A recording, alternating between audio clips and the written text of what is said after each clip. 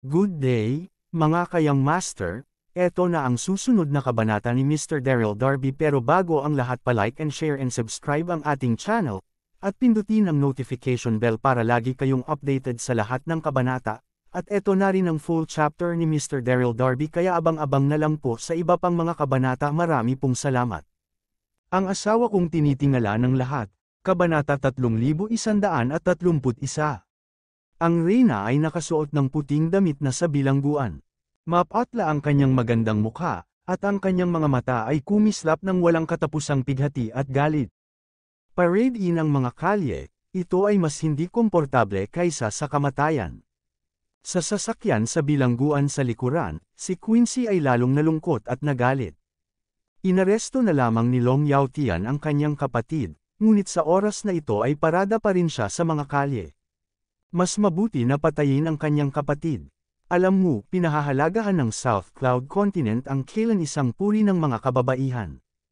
Ang lalo pang nalulumbay kay Quincy ay sa mga panahong ito, tinatanong niya kung sino ang ama ng bata sa tiyan ng reyna, ngunit tumanggi pa ring sabihin ang reyna. Simula sa parada sa sandaling ito, sumigaw ang kapitan ng bantay, at dahan-daang sumulong ang kotse. Ang mga tao sa magkabilang panig ng kalye ay nagtipon ng parami, at ang mga mata ng bawat isa ay puno ng panunuya. Sa wakas, walang sino man sa karamihan ang sumigaw, biglang nagalak ang mga nakapaligid na tao, at tinuro nila ang emperador at si Quincy at sinigawan sila. Bilang isang queen, ay ginawa niya tulad ng isang kaiyahiyang bagay at kanyang sarili sa harap ng South Cloud Continente. Ang ganitong uri ng babae ay dapat pumunta sa kamatayan. Nagsimula ang mga tao upang magtapon ng mga bagay, dahon ng gulay, itlog, at mga bato tulad ng patak ng ulan, hinahampas ito patungo sa reyna. Ang mga kamay at paa ng reyna ay mahigpit na nakatali sa sasakyan ng bilangguan, at hindi niya ito kayang maiwasan. Ilang sandali, ang lahat ng dumi ay itinapon sa buong katawan niya, sobrang nahiya. Tumigil kapag kakita sa eksenang ito, si Quincy sa loob ng kotse sa bilangguan ay natakot, ang kanyang katawan ay nanginginig sa galit. Itigil mo ito. Nakita ni Quincy na ang emperador ay mapatla, halatang dadalhin ito. Hindi na, dapat mong malaman na mapanganib ang sitwasyong ito. Kung magpapatuloy ito, kahit na hindi namatay ang reyna, ang bata sa tiyan ay hindi mapapanatili. Nabigo ang soft drink ni Quincy na pigilan ang lahat. Ang kapitan ng gwardya sa harap ay malamig na sumigaw kay Quincy, manahimik ka. Kahit na ang ating kapatid na babae ay nagkasala, ngunit ang bata ay walang sala, mangyaring ihinto ang mga tao sa paligid mo. Nag-aalalang sinabi ni Quincy, ang bata ay walang kasalanan. Ang kapitan ng bantay ay nginisyan at nagbalita. Ito ay isang masamang species lamang, hindi talaga dapat dumating sa mundong ito. Swish, narinig ito, galit na galit si Quincy. Sa oras na ito, nais niyang tumakbo palabas ng karuwahe ng bilangguan, ngunit nakita ang mga punto ng acupuncture sa buong katawan niya, at siya ay walang lakas. Sa wakas, ang kotse ng bilangguan ay gumawa ng bilog sa paligid ng lungsod ng imperial, at sa wakas ay huminto sa harap na gate ng palasyo ng imperyo. Sa sandaling ito, dahan-daang lumabas si Long Yaotian na sinamahan ng daan-daang mga opisyal ng sibil at militar. Kita mo ang iyong kamahalan. Pagkakita ng emperador ay lumabas, ang mga tao sa magkabilang panig ng kalye ay tumigil sa pagtapon ng mga bagay-bagay sa kotse ng bilangguan ng paisa-isa, at lumuhad patungo sa Long Yaotian. Hahatuwang-tuwa si Long Yaotian nang makita ang kahihiyan ng emperador at si Quincy, kumaway ang kanyang kamay at sinabing, lahat ay patag, tulad ng sinabi niya, si Long Yaotian ay dahan-daang umupo sa trono. Sa oras na ito, nagtapos ang kapitan ng gwardya at sinabi, kamahalan, natapos ang parada, at magsisimula ang paglilitis sa publiko. Umikot ang sulok ng bibig ni Long Yaotian, nagbubunyag ng kaunting ngiti. Sa susunod na segundo, tiningnan ni Long Yaotian ang emperador. Hindi pa ba siya nag-aatubili na sabihin ito kaninong anak ang kabilang few? Dahan-daang itinaas ng emperador ang kanyang mukha, nakatingin kay Long Yaotian sa trono. Ang kanyang tono ay puno ng kalungkutan at galit. Ako walang sasabihin. Mayroon pa akong isang matigas na bibig ngayon, uminis si Long Yaotian, ang mukha niya puno ng panunuya. Ikaw ay isang reyna, ngunit wala kang respeto sa sarili at pagmamahal sa sarili. Nakipagtalik ka sa mga kalalakihan at pinahiya ang pamilyang imperyo ng Nanyon. Kung patatawarin kita ng mahina, hindi ba ang pamilyang imperyo ng Nanyon ang magiging katatawanan stock ng mainland? Kabanata 3132. Ang boses ay nahulog, si Quincy ay hindi mapigil ang sumipsip, at malamig na sinabi. Puno ng pagkukunwari, Long Yao Tian, nais mong patayin ang aking kapatid, sa lalong madaling panahon gawin ito, huwag nang magsalita ng kalokohan. Sa sandaling ito, ang mukha ni Long Yao Tian ay sobrang pangit. Bilang isang emperor, ngunit hinarap ni Quincy sa harap ng maraming mga tao, nasaan ang mukha pagpapatupad. Sa galit, sumigaw si Long Yao Tian nang walang pag-aalangan. Sa isang iglap, maraming mga gwardya ng palasyo ang dumating, kinaladkad ang mga kapatid na si Quincy palabas ng kotse ng bilangguan, at isinama sila sa platform ng pagpapatupad sa tabi nila. Pagkakita sa eksenang ito, hindi mapigil ang mag-usap ng mga taong nanunood sa paligid. Ang ganitong uri ng walang kahihiyang babae, huwag kang magsalita ng kalokohan. Bilang isang reyna, siya ay walang kahihiyan, ito ay isang krimen. Patayin mo siya sa ilalim ng talakayan, maraming tao ang hindi makontrol ito na natiling emosyonal, itinuro ang emperador at sumigaw.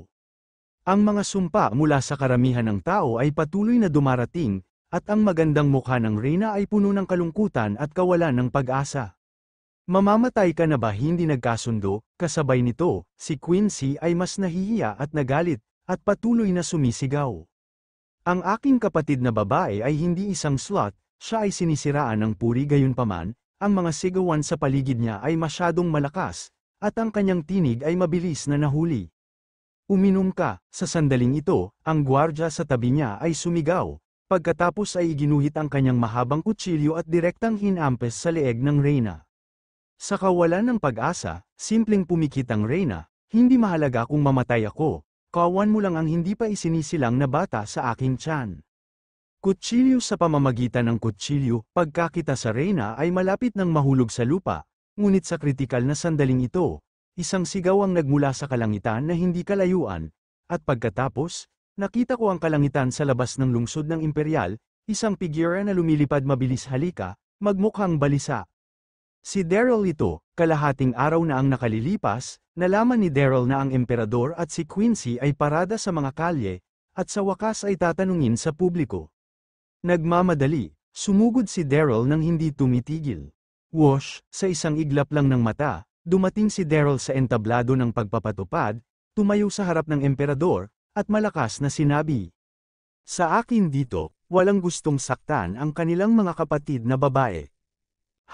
Sa sandaling ito, ang lahat ng mga mata ng lahat ng naroroon ay biglang natipon kay Daryl, lahat sila ay nagulat, at ang buong lungsod ng imperial sa loob at labas ay nakamamatay na tahimik. Tumagal ng ilang minuto bago sumiklab ang mainit na talakayan sa karamihan ng tao. Elysium Gate Sect Master Daryl Darby, bakit siya dumating sa sandaling ito? Natigilan din si Long Yao Tian. Daryl, ang emperador at si Quincy ay hindi rin maipaliwanag na masaya. Lalo na si Quincy, nakikita ang pagdating ni Daryl sa kritikal na sandali, hindi komportable ang kanyang kalooban. Si Sect Master pala yun, Daryl Darby, panghuli, Long Yao Tian araw upang gumanti, mahinang ngiti sa hangin sinabi. Daryl, talunin mo lang ang milyon-milyong pagkamatay ng hukbo, ang layunin ay hindi kung gaano kabuti ang pamamahinga biglang nagmula sa Imperial City. Sinabi ni Long Yao Tian na tumingin sa dalawa mga kapatid na reyna, at nagpatuloy. Pinahiya nila ang pamilya at dapat silang patayin ng lahat. Bukod dito, ito ang usapin ng aming pamilya ng hari ng South Cloud, kaya hindi ka dapat lumahok. Pinag-uusapan ito, Long Yao Tian seryoso. Sa totoo lang, ayaw ni Long Yao Tian na maging magalang kay Daryl, ngunit hindi niya ito mapigilan. Tinulungan lang ni Daryl si South Cloud Continent na hawakan ang Longmen Pass na isang pagkilala. Higit sa lahat, si Daryl ay malakas, at si Long Yao Tian ay umakyat lamang sa trono at naging emperor. Ang kanyang pundasyon ay hindi matatag at likas na ayaw niyang pukawin si Daryl. Si Daryl ay tinatamad na magsalita ng kalokohan, at mahinang sinabi. Ang emperador at ang pinakamatandang prinsesa ay hindi maaaring mamatay. Narinig ito, lihim na sumimangot si Long Yao Tian, at sinabing hindi nasisiyahan bakit. Kabanata 3133. Nahulog, at maraming mga ministro sa likuran nila ang hindi mapigilan na sumigaw kay Daryl. Daryl, huwag maging bastos sa iyong kamahalan, oo. Ito ang aming Southern Cloud kontinente, ito ay walang kinalaman sa iyo. Sa gitna ng pagmumura ng mga ministro, ang mga nakapalibot na mga tao tumingin sa kanila. Lahat ay natipon kay Daryl. Sa harap ng mga akusasyon mula sa lahat, huminga ng malalim si Daryl, ang kanyang tono ay walang pag-aalinlangan. Walang dahilan, sa madaling salita, ang kanilang mga kapatid na babae ay hindi nagkasala ng kamatayan. Haha, narinig ito, hindi mapigilan ni Long Yaotian na mapangut siya, tuluyang naiinip. Daryl, sa isang salita lamang mula sa iyo, pakakawalan ko sila, sa palagay mo posible na. Bukod, ikaw at si Quincy ay mayroon ng walang kasunduan sa kasal, sulit ba para sa kanilang mga kapatid na maging kaaway ng pamilya ng imperyo ng South Cloud? Bumagsak ang tinig, kinagat ng Reyna ang labi, at sinabi kay Daryl. Daryl, iiwan mo kaming mag-isa, bumaba ka sabi talaga, biglang lumitaw si Daryl, at labis na nasiyahan ng emperador, ngunit nakikita rin niya na si Daryl ay nasugatan bago binantayan ang Longmen Gate, at hindi pa ganap na nakakakuha. Sa kasong ito, hindi siya dapat payagan na kumuha ng mga panganib para sa kanyang sarili.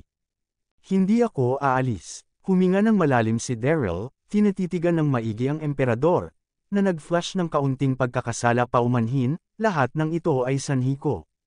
Ano narinig ito, nanginginig ang katawan ng emperador, at natigilan siya. Lihim na nakasimangot din ng mga nakapaligid na tao, pati na rin ang mga sibil at militar na opisyal at Long Yaotian. Ano ang sitwasyon, ano ang kaugnayan ng bagay na ito kay Daryl? Daryl, paglipas ilang segundo, nag-react ang emperador at marahang sinabi kay Daryl ano ang pinagsasabi mo. Nahihiya si Daryl at dahan-daang sinabi ako ang ama ng bata. Kaya, talagang nanalo ako just watch you die, ikaw nang marinig ito, naramdaman ng Reyna na humuhuni ang utak at hindi siya makatayo. Ang ama ng bata ay si Daryl, kailan ako makakasama? Kasabay nito, ang katabi ni Quincy ay tinamaan ng kidlat, nanginginig ang kanyang katawan, at ang mga mata ay nakatingin kay Daryl, puno ng pagkagulat at nahihiya. Di nagtagal, si Quincy ay bumagal at sumigaw kay Daryl, Daryl, bastard ka. Sa oras na ito, si Quincy ay puno ng galit, dapat itong si Quincy, na dumungisan sa emperor ng kasuklam-suklam na pamamaraan.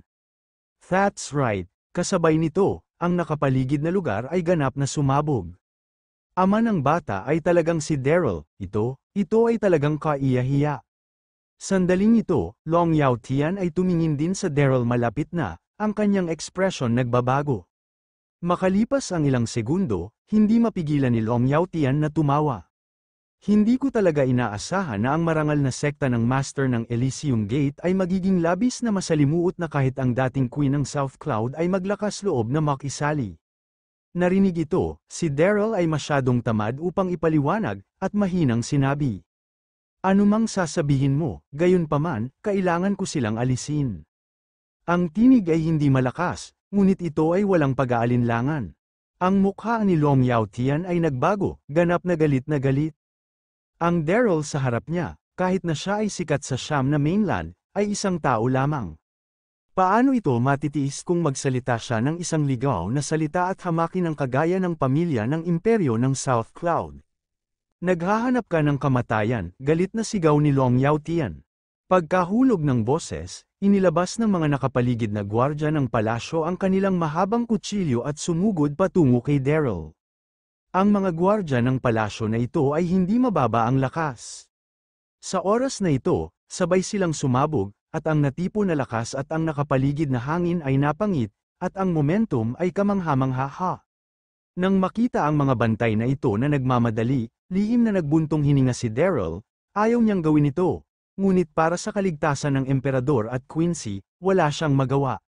Sa susunod na segundo, winagayway ni Daryl ang kanyang kamay, nagpinta si Fang Tian ng isang halberd at mahigpit na kinamayan ang kanyang kamay, at pagkatapos ay marahas na kumaway ito, at nakita niya ang isang nakasisilaw na dugo na sumabog, na direktang bumabalot sa 12 dosenang mga gwardya.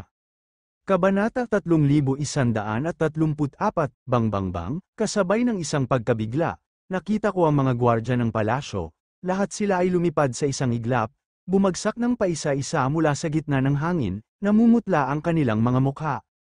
Oo, umalis si Daryl sa silid at hindi nagsimula ng isang malaking pagpatay, kung hindi man, ang mga gwardya ng palasyo ay maaaring namatay. Ito, kahit na, nakikita ang eksenang ito sa harap niya. Maging ito man ang Long Yaotian o ang mga sibil at militar na opisyal at mga tao na naroroon, hindi nila mapigil ang huminga. Ang Daryl na ito ay nararapat na maging isang kilalang figure sa mainland, isang tao lamang, ngunit 12 ng mga gwardya ng palasyo ang hindi mapigilan kahit na may isang solong paglipat. Sa pagkabigla, ang mga mata ni Long Yaotian ay nagpakita rin ng isang kaunting lamig. Hindi pinansin ni Daryl ang Royal Tianwei at kailangan na siyang tanggalin ngayon. Sa oras na ito, diretsyong tumingin si Daryl kay Long Yaotian, ang kanyang tono ay walang pag-aalinlangan. Sinabi ko, dapat kong alisin ang kanilang mga kapatid na babae ngayon, kung sino man ang maglakas loob na pigilan ito ay isang patay. Mapangahas naririnig ito, Long Yaotian ay ganap na galit, at sumigaw, ibaba mo siya para sa akin, kunin mo. Whoosh whoosh. Ang boses ay nahulog, at kasama ang paghinga, 12 ng mga numero ang sumugod mula sa palasyo. Ang mga tao, bawat isa ay may suot na gintong nakasuot, ay napuno ng isang malakas na kapaligiran. Ito ang pamilyang imperyo ng South Cloud, ang pinaka-espesyal na pagkakaroon, Changqi Shengwei. Ang Heavenly Drive Sage Guards, na partikular na responsable para sa kaligtasan ng Emperor, ay napaka-misteryoso, at bihira silang lumitaw sa ilalim ng normal na kalagayan. Bang, sa parehong oras, ang isang maayos na yapak ay nagmula sa hindi kalayuan, at nakita ko ang mga gwardya ng lungsod ng imperyo na sumisikat din. Ang momentum ay napakalaki, kasama ang libu-libong mga tao. Nakikita ang eksenang ito, hindi mapigilan ni Daryl na huminga ng malalim, napakaraming tao, medyo mahirap na ligtas na may layo ang emperador at Quincy. Ang Empress sa tabi niya ay nakakagat din sa labi, mahinang nanginginig ang kanyang meisla na katawan. Gaano man katindi ang Daryl, imposibleng makitungo sa maraming tao ng sabay. Daryl, sa sandaling ito, hindi mapigilan ni Quincy na sumigaw, ang kanyang magandang mukha ay puno ng sama ng loob. Lumabas ka, hindi ka namin kailangan magtipid, lumabas. Sinigaw niya ang mga ito. Hindi maitago ni Quincy ang kanyang pagkasuklam sa panloob. Sa puso ni Quincy, hindi niya kailanman tinanggap si Daryl. Bagaman sa pagkamatay ni Saintess Langson sa wakas ay nagsiwalat ng katotohanan, hindi pinagsisihan ni Quincy ang paglabag sa kanyang kasunduan sa kasal kay Daryl, sapagkat si Daryl ay may maraming mga pinagkakatiwalaan sa paligid niya. Napakalakas, at ayaw niyang maging isa sa mga asawa ni Daryl. Sa makatuwid, ginagawa ng Quincy ang lahat na posible upang malinis ang relasyon kay Daryl. Ngunit ngayon, si Daryl ay mayroong anak sa kanyang nakatatandang kapatid na babae, at hindi ito katanggap-tanggap para sa sinumang babae. Narinig ang pag-alitan ni Quincy, labis na nalulumbay si Daryl. Nais niyang ipaliwanag, ngunit hindi niya alam kung paano ito sabihin, kaya't napasinghap siya. Sa sandaling ito, ang Heavenly Drive Saint Guard at ang Imperial City Guards ay sumugod na sa harap. Hindi nag-atubiling si Daryl, hawak ang mahigpit na halberd ni Fang Tian, at sumugod. Sa isang iglap, ang dalawang panig ay nag-away, ang tunog ng mga sandatang nagbabanggaan, at ang mga hiyawan ay magkakaugnay, dumudungo ang dugo sa pintuan ng palasyo. Sa simula, mahinahon pa rin ito ni Daryl na harapin ito, ngunit dahil hindi pa ganap na nakabawi ang panloob na lakas, unti-unting napigilan. Pagkatapos ng lahat, maraming mga kalaban, lalo na ang mga banal na gwardya ng langit, bawat isa sa kanila ay nasa larangan ng wuduwawang, at malapit silang nakikipagtulungan sa isa't isa, na ginagawang sakit ng ulo si Daryl. Sa wakas, isang Heavenly Drive Saint Guard ang nakakita ng pagkakataon at hinampas sa balikat ni Daryl. Sa isang iglap, ang dugo ay sinabog, at si Daryl ay sumuray pabalik ng ilang mga hakbang, sobrang namumutla ang kanyang mukha. Pagkakita sa eksenang ito, tuwang-tuwa si Long Yaotian at sumigaw. Mabuti, patayin mo siya kaagad. Kabanata 3135, iniutos, ang Heavenly Drive Saint Guard at ang Imperial City Guard ay sumugod. Kinaway ni Daryl ang halberd ng pagpipinta ni Fang Tian, ang kanyang puso ay parang langgam sa isang mainit na palayok. Hindi, kung magpapatuloy ka ng ganito, hindi lamang hindi mo may save si Sister Quincy, ngunit isasawi mo rin ang iyong buhay dito.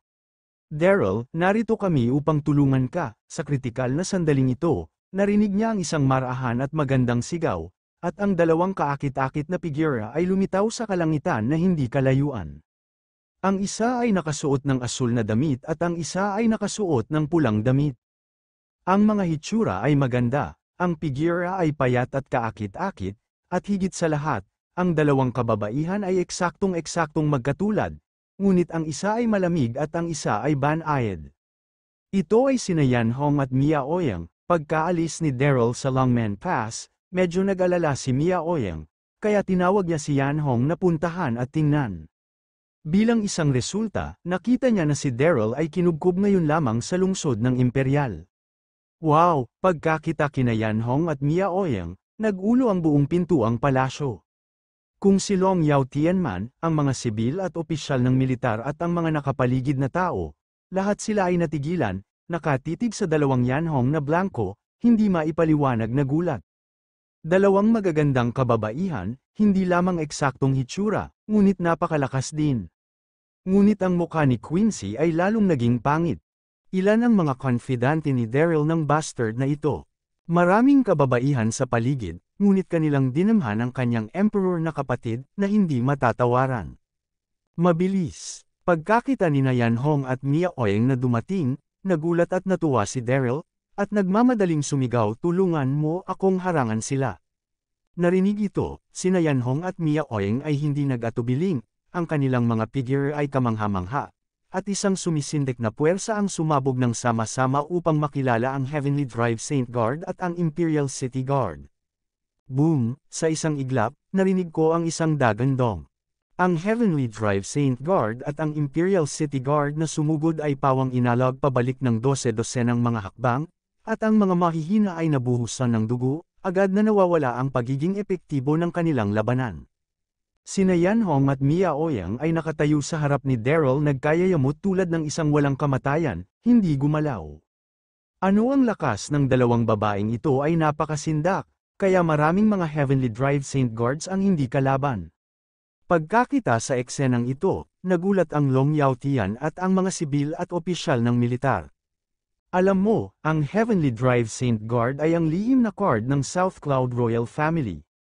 Sa maraming lumalabas na Heavenly Drive Saint Guards, kahit na si Daryl ay dapat iwasan ang gilid, ngunit nakaharap sa dalawang kababaihan sa harap niya, hindi nila maaaring kunin.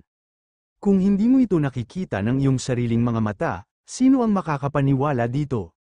Wala sa kanila ang nakakaalam na sina Yan Hong at Mia Ouyang ay hindi naman taga-mainland, ngunit ang mga pabula ay lumaki sa isang larangan ng ilusyon. Daryl, kumuha ka ng kasama mo upang mauna. Sa sandaling ito, marahang hinimok ni Mia Ouyang. Nang bumagsak ang boses, mahina ring sinabi ni Yan Hong. Bilisan mo, halatang hindi pa nakakabawi ang lakas, at kailangan kong magdulot ng kaguluhan. Si Daryl ay napahiya nang marinig ang mga salita ni Yan Hong.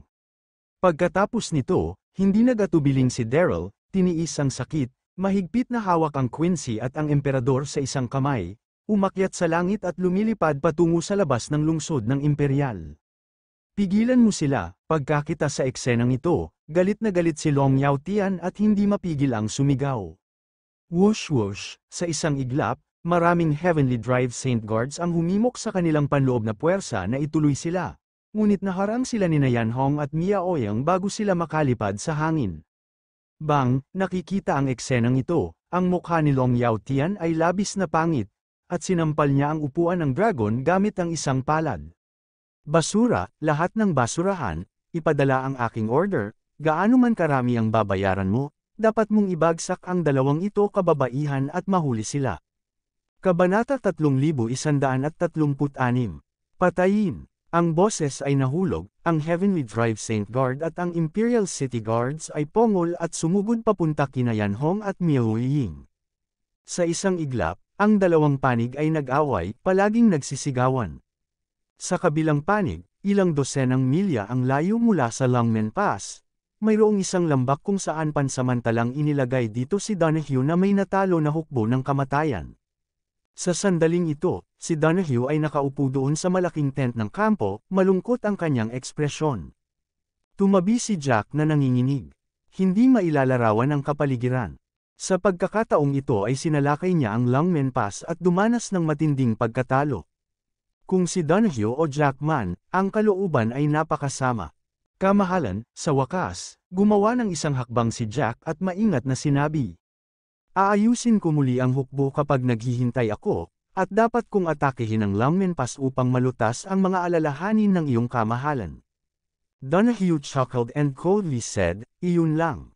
Daryl at Laura, nandoon ang Chaosin at Young Bids ng Empress Nua, hindi ako kalaban, maaari mo ba itong talunin? Napakamot sa ulo si Jack, pagkatapos ay mabilis niyang sinabi. Kamahalan, ang Chaosin Young Pearl ay wala, hindi ba inaresto ng iyong kamahalan ang Nine Heaven Saint? Hanggat pagsamahin nila ang lahat ng kanilang likas na aura, madali ang pagkatalo kay Daryl. Tulad ng sinabi niya, ngumiti si Jack at nagpatuloy. Nang ang dating Pluto ay nandoon pa rin, aksidenteng narinig kong sinabi niya na upang ganap na may sama ang kapangyarihan ng Nine Heaven Saints, kailangan mong bumuo ng isang pagsasama-sama ng kaluluwa sa tuktok ng Kunlun Mountain sa tuktok ng mainland. Ang mahusay na formation, sapagkat ang tuktok ng Kunlun Mountain ay konektado sa makalangit na espiritu ng kalikasan kung saan naroon ang siyenteng langit na Siyam, pagdating ng oras. Ang pinagsamang likas na espiritual na kapangyarihan ay magiging mas pino. Hahaha narinig ito, si Donahue ay labis na nasisiyahan. Nodded at applauded, okay, gawin mo lang ang sinabi mo, at umalis ka agad at dalhin ang Nine Heaven Saints sa tuktok ng mainland. Oh, kamahalan, sumagot si Jack at mabilis naglakad palabas ng malaking tent. Makalipas ang ilang minuto, mabilis na nagtipon ng hukbo ng kamatayan, sinamahan si Donahue, at tumungo sa tuktok ng mainland. Sa kabilang panig, sa gitna ng hangin, kinuha ni Daryl ang Quincy at ang emperador at maayos na lumipad palabas ng lungsod ng imperyo. Daryl, bitawan mo ako, bitawan mo ang mukha ni Quincy ay namula sa hiya at galit, at patuloy siyang nagpupumiglas at sumisigaw. Nakatahimik ang emperador, parang nawala ang kanyang kaluluwa. Bigla, siya ay buntis, at pagkatapos ay pinatalsik siya mula sa trono at ipinakulong. Bago lubos na maunawaan kung ano ang nangyayari, biglang muling nagpakita si Daryl, na sinasabing siya ang ama ng bata. Ang bagay na ito ay hindi katanggap-tanggap para sa sinumang babae. Sa oras na ito, naramdaman lamang ng Reyna ang pagbas ng kanyang utak, ganap na ginulo. Sumigaw si Quincy at umingay, at hindi ito pinansin ni Daryl. Puff, matapos lumipad ng buong 10 minuto, dahan-daang lumapag si Daryl sa kakahuyan nang makita niyang walang mga habol na sundalo sa likuran niya. Sa sandaling lumapag siya, sa wakas ay hindi na ito mahawakan ni Daryl, at biglang umupo sa lupa.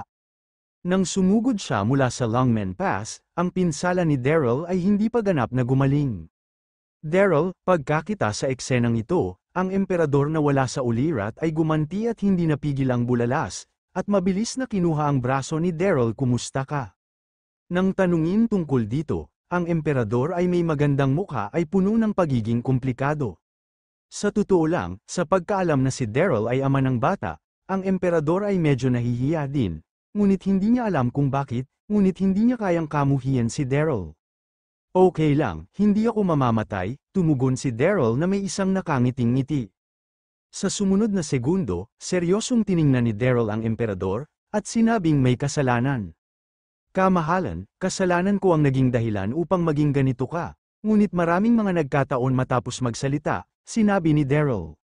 Ako detalyadong sinabi sa kanya tungkol sa katotohanang lumayo ako sa kwarto ng Reyna at itinuturing na unang emperador ng Reyna.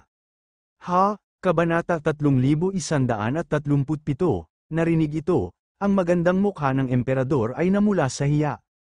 Ito pala ang totoo ay ganito. Sa oras na ito, napakamot ng ulo si Daryl, napahiya. Kamahalan, pagdating sa bagay na ito, ang pangunahing responsibilidad ay nasa akin. Wala kang mga reklamo kung nais mong patayin o patayin ako. Ang emperador ay daing, nagpatuloy si Daryl kung nais ng mahal na Reyna na manganak ng isang bata, Mananagot ako hanggang sa wakas. Ako nang marinig ito, namula muli ang mukha ng Queen, at ang kanyang puso ay naging isang medyo naguluhan. Si Daryl ay isang kilalang tao sa mainland, alam niya ang lahat tungkol sa astronomiya at heograpiya. Siya ay isang bihirang talento, hindi talaga kinaya ng reyna na patayin siya. Ngunit siya ay isang marilag na reyna, upang maging babae niya, at ilang sa isang panahon, ang emperador ay nahulog sa pagkakagulo. Nang makita ang pag-aalangan ng emperador, hindi hinimok ni Daryl, ngunit tahimik siyang tumingin sa kanya. Gayunpaman, sa sandaling ito, si Daryl ay sumugod sa kanyang likuran at isang ginaw ay dumating, at pagkatapos ay nanlamig ang kanyang puso, nakita niya ang isang espada na direktang tumago sa kanyang puso, at agad na bumuhos ng dugo. Nang dumating ang sakit, naramdaman lamang ni Daryl na ang kanyang mga mata ay naging itim ng ilang sandali, lumingon ang kanyang ulo at nakita na si Quincy ay mahigpit na may hawak na isang mahabang tibak, ang kanyang mga mata ay puno ng sama ng loob. Ikaw nagulat ang puso ni Daryl, at binuka niya ang kanyang bibig. Ngunit hindi na siya nakapagsalita pa matapos ang isang salita lamang. Naramdaman niya lamang na ang lakas ng kanyang katawan ay mabilis na kumupas, ang kanyang hininga ay labis na mahina. At ang lakas na magsalita ay nawala at sa kanyang puso ay labis din ang pagkabigla. Hindi inaasahan ni Daryl na sorpresahin siya ng Quincy sa likuran ng mga eksena. Daryl, pagkakita sa eksenang ito, laking gulat ng katawan ng emperador, at natigilan ang buong tao. Sa susunod na segundo, sinabi ng emperador kay Quincy, ano ang ginagawa mo, baliw ka ba? Habang nagsasalita, kinuha ng emperador ang ginpa mula sa kanyang katawan at dali-daling tinulungan si Daryl na takpan ang sugat, ngunit si Daryl ay dumyugo ng sobra. Emperor's sister, malamig ang mukha ni Quincy, at sumulyap siya kay Daryl na naiinis. Hindi naman ako baliw, si Daryl ay walang kahihiyan, nilapastangan ang iyong pagiging inosente, ang kamatayan ay hindi isang awa, mabilis kang kumalas at binitiwan ako pumatay hindi. Agad na umiling ang reyna at sabik na sabik siya ay nasugatan upang mailigtas tayo. Kung papatayin mo siya ngayon, hindi mo ba sinasamantala ang iba pag-usapan natin? Kung gayon, ang maislan na mukha ng reyna sa itaas, medyo komplikado ito. Ang bagay sa pagitan namin at niya ay nagkataon din. Kung papatayin mo siya, ano ang gagawin ng bata? Bata narinig ito, nanginginig ang tono ni Quincy. Ang galit sa kanyang puso ay tuluyang naapoy, at sumigaw siya, gusto mo ba talagang manganak ng isang bata? Huwag kalimutan, sino ang pumatay sa iyo ng labis kung hindi dahil sa bastard na ito na mantsahan ang iyong pagiging inosente.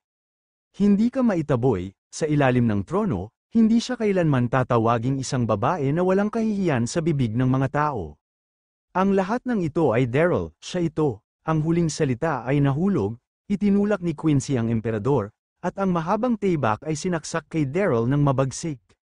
Damn it, nang makita ang mahabang pagsaksak ng espada, galit na galit si Daryl, at likas na nais na umiwas. Ngunit dahil sa sobrang pagkawala ng dugo, ang buong katawan niya ay wala ring lakas, at hindi niya talaga napigilan. Si Daryl sa oras na ito ay halos umiiyak ng walang luha. Hindi niya inaasahan na siya ay desperadong ililigtas ang mga kapatid na babae ng Quincy. Sa huli, si Quincy ay hindi lubos na nagpapasalamat at nais na magpakamatay. Gayunpaman, hindi ito mapuot ni Daryl sapagkat ang Quincy ay tama, at kung hindi dahil kay Daryl, ang emperador ay wala sa ganoong sitwasyon. Ang katabi ng emperador ay nais na pigilan siya, ngunit wala rin siyang lakas. Itigil, sa kritikal na sandali na ito, nagkaroon ng isang soft drink, at pagkatapos ay mabilis na lumipad ang dalawang payat na numero mula sa malayo, na hinarang ang espada ng Quincy. Ito ay sina Mia Ouyang at Yan Hong, Kabanata 3138, sumali sina Yan Hong at Mia Ouyang. Hindi sila matagumpay, walang pumipigil sa buong South Cloud Imperial City. Mabilis nilang tinalo ang Heavenly Drive Saint Guard at sumugod upang sumali kay Daryl. Tulad ng pagkarating niya, nakita niya si Quincy na nagtatangkang pumatay kay Daryl. Sa sandaling ito, si Mia Ouyang ay nakatayo sa harap ni Daryl at sinabi kay Quincy, ano ang nangyayari sa iyo? Si Daryl ang may peligro upang iligtas ka, bakit mo siya pinapatay? Habang nagsasalita siya, nakita ni Mia Ouyang ang sitwasyon ni Daryl, nanginginig ang kanyang puso at nag-aalala siya. Nakita kong butas ang puso ni Daryl, nagpatuloy ang pagdaloy ng dugo, at ang buong tao ay labis na mahina. Daryl, kumusta ka? Kumusta ka? Tinulungan ni Mia Oyang si Daryl sa kanyang mga mata na puno ng pag-aalala, halos maiyak.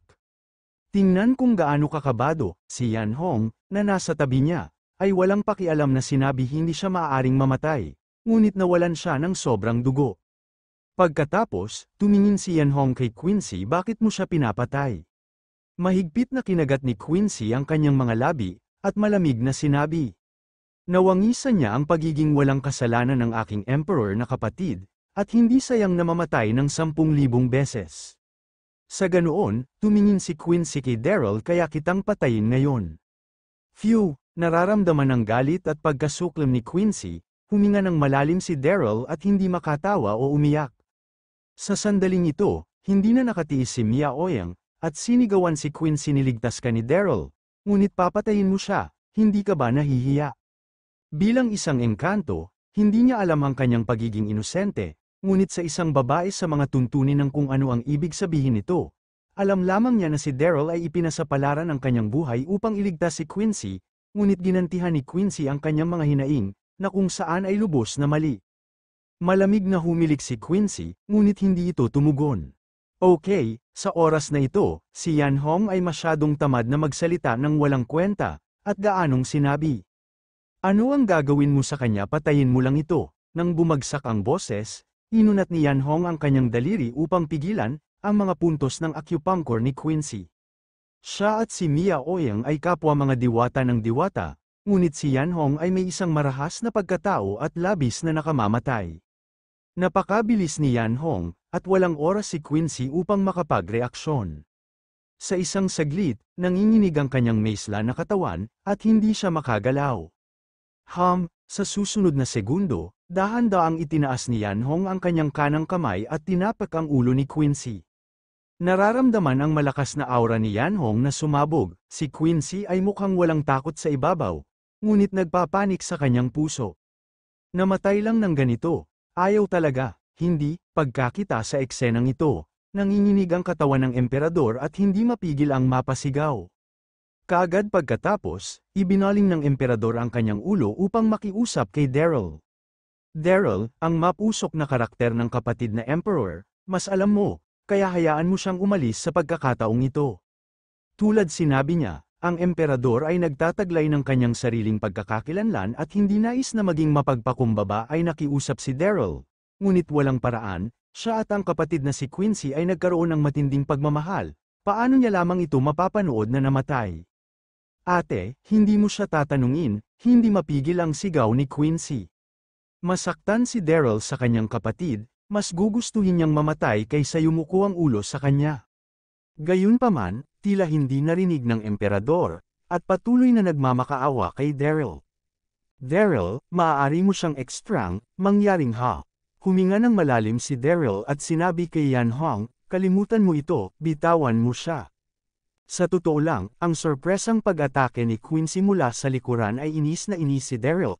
Ngunit alam din ni Daryl na ang mga kapatid ng Quincy sa ganoong sitwasyon, mayroon akong direktang relasyon. Ano pa, ang reyna ay buntis ng kanyang sariling anak, ito ay masyadong hindi makatuwiran upang patayin si Quincy.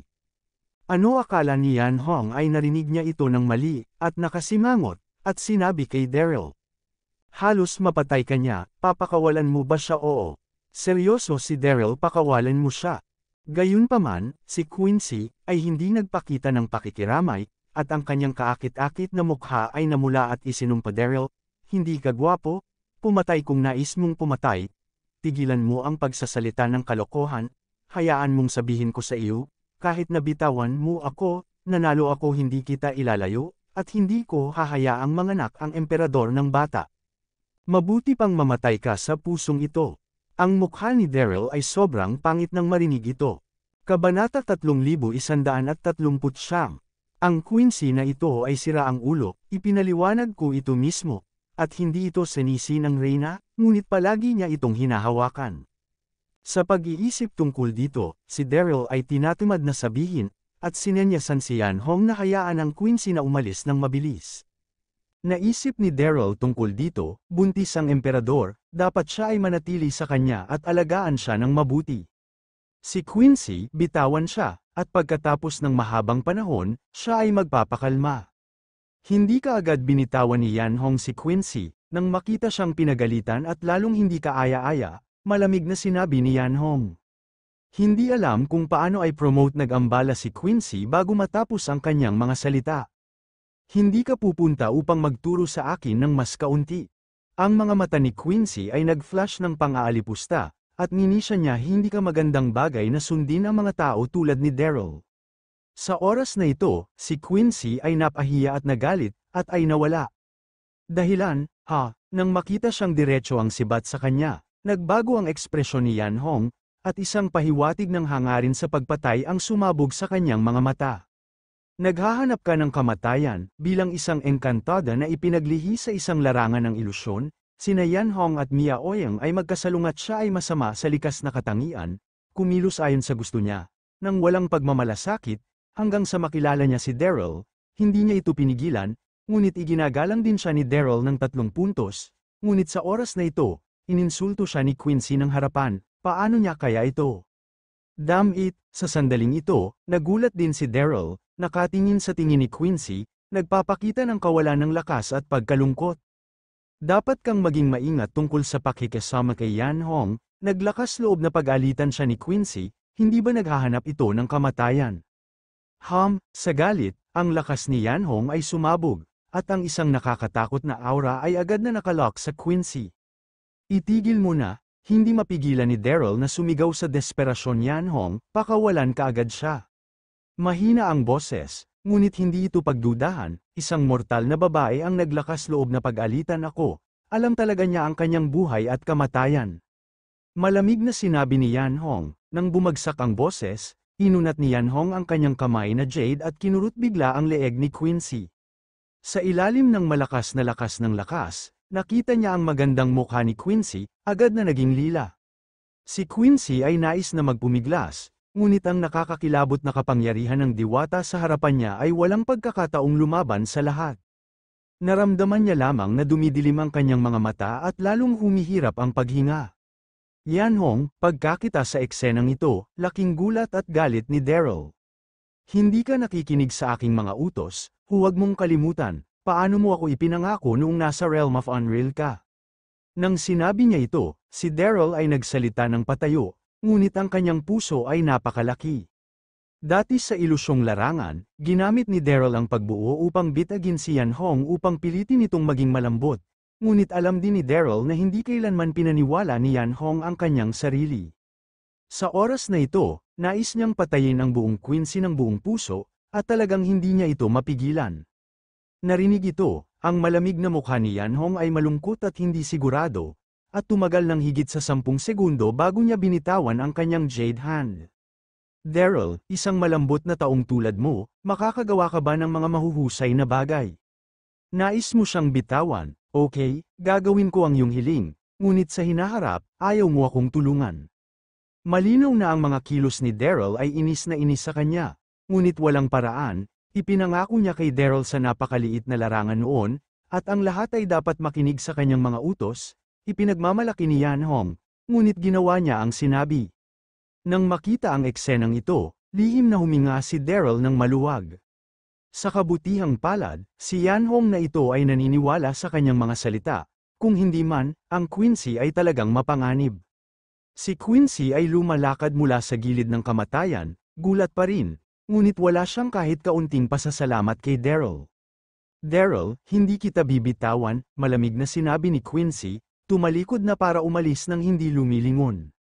Sa isang iglap lang ng mata, nawala siya sa kakahuyan. Pinapanood ang paglayo ng Quincy, labis na nalulumbay si Daryl.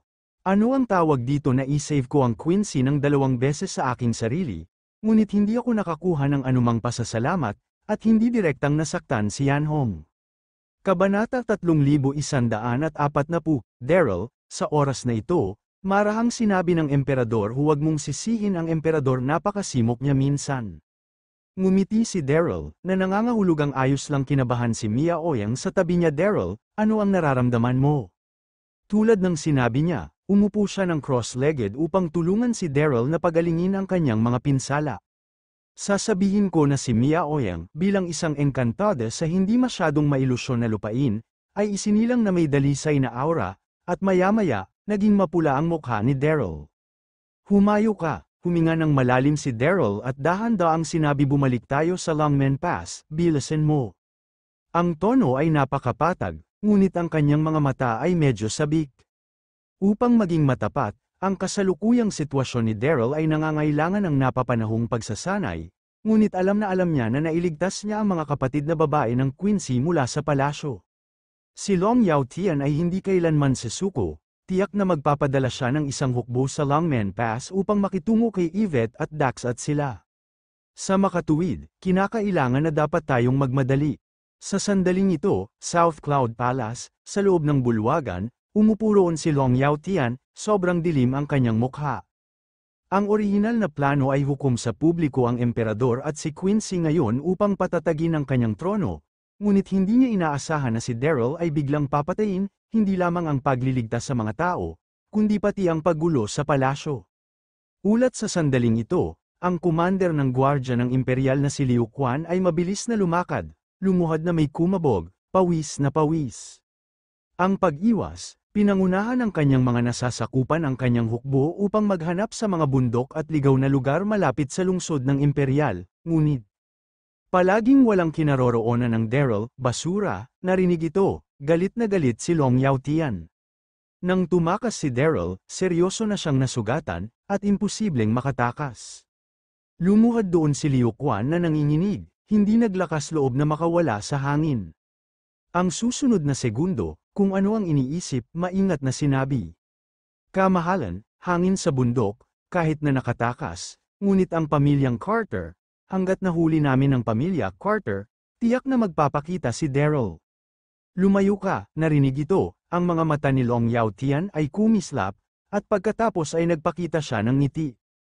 Ito ay isang mabuting paraan, bagaman nakatakas si Daryl, ang pamilyang Carter ay nasa Longmen Pass pa rin. Paano niya ito makakalimutan? Sa pag-iisip tungkol dito, si Long Yaotian ay labis na nasasabik, at kaagad na nag-utos kung ang order ay naipasa, ang mga tropa ay ipapadala sa Longmen Pass at ang pamilyang Carter ay mapupuksa. Oo, mabilis na tumugon si Liu Quan at lumakad sa labas ng hall. Makalipas ang ilang minuto, daan-daang libo ng mga elite sa lungsod ng imperial, na pinamunuan ni Liu Quan, ay sumugod sa Longmen Pass sa isang malakas na pamamaraan. Daan-daang libong mga imperial na elite ang umalis, at ang pagtatanggol ng buong South Cloud Imperial Palace ay hamina ng maraming sa isang iglap. Sa oras na ito, ang gabi ay unti-unting nahuhulog, at ang buong palasyo ng South Cloud ay nababalot ng gabi. Wow! Bigla, isang payat figure nagsakay mula sa isang distansya at nakalapag matatag sa itaas ng pintuang daang hilagan sa mga imperial palasyo. Sa ilaw ng liwanag ng buwan, nakita ko siya sa isang mahabang maalab na pulang damit, ang kanyang compact na figure ay nakahiga, at siya ay lubos na kaakit-akit. Si Yan Hong, bago nais pumatay ni Yan Hong kay Quincy, pinahinto siya ni Daryl na may matapang na ugali, na ikinainis ni Yan Hong. Siya ay isang diwata sa ilusyong larangan, ang kanyang kalikasan ay masama at malupit, ngunit ang kanyang kalayaan sa pag-uugali ay pinaghigpitan ng isang tao. Sa oras na ito, wala kahit saan upang may bulalas ang kanyang mga hinaing, at plano niyang makahanap ng gulo sa pamilya ng imperial ng South Cloud. Hasino napakatapang maglakas loob na pumasok sa palasyo, siya ito ang babaeng tumulong kay Daryl dati. Bigla, natagpuan ng gwardya ng palasyo si Yan Hong at nagpapanik ng isa-isa. Habang nagpapanik, marami sa mga mata ng mga gwardya ay tumingin kay Yan Hong na walang kurot.